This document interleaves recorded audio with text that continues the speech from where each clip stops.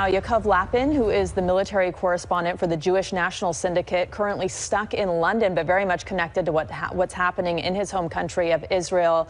Yaakov, it's good to see you again. Thanks for joining us again today. And we are hearing that Israeli planes are now dropping pamphlets warning Gazans to flee. Do you believe a ground invasion is imminent? And do we have any indication of the timing?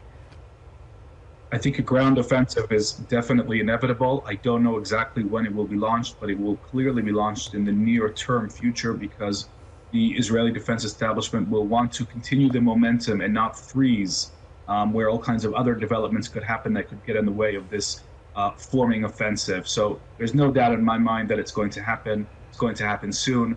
I think at the staging areas near the Gaza Strip, the Israeli military, its commanders, are on the ground receiving intelligence about their intended targets and doing all the things that ground units can do that the Air Force cannot. I want to talk about yesterday you wrote about how Hezbollah is testing the waters north of Israel now. And this is concerning to many people. Hezbollah and Hamas have said to have similar ideologies. How likely do you see them joining the war and the reporting that you're doing?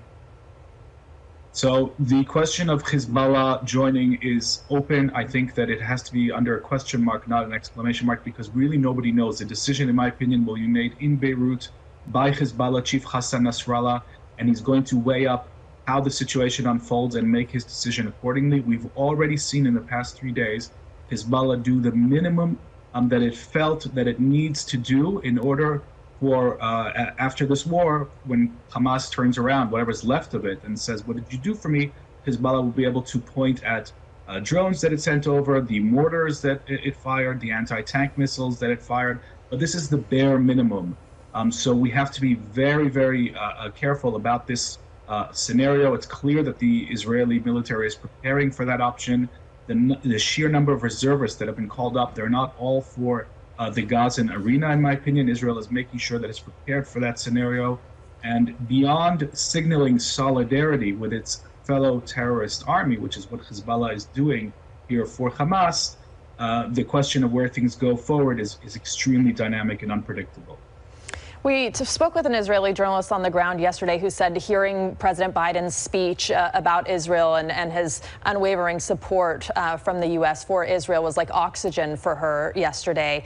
Do you feel, as an Israeli and as a journalist and as someone who's closely connected to this crisis, that Israel is getting the support it needs? I think the American support for the state of Israel has been critical, exemplary, just really I think oxygen is a wonderful description. The solidarity, not only in word, but also in deed. The dispatching of a U.S.